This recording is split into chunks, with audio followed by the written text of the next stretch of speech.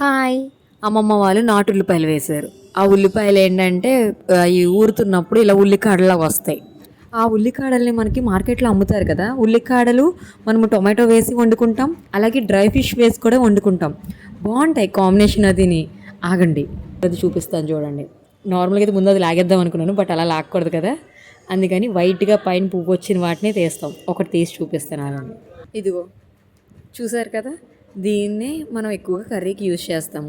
ఇలా పైన పువ్వులా వచ్చిందే బాగుంటుంది. ఇదిగో ఇటు సైడే బ్రింజాలు వేశారు వంకాయ తోటలో. ఈ వంగ తోటలోనే చూపిస్తాను చూడండి, చిన్న మధ్యలో తోటకూర కూడా వచ్చింది.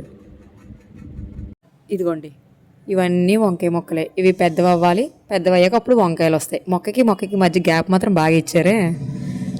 చిన్నప్పుడు మా మమ్మీ ఏమైనా కుండీలోని కాయగూరలు చెత్తగానే వేస్తే ఉల్లికాడనో టొమాటో మొక్కనో వచ్చేది. మ్యారేజ్ అయ్యాక మొక్కల్ని తోటలని చూస్తున్నాను.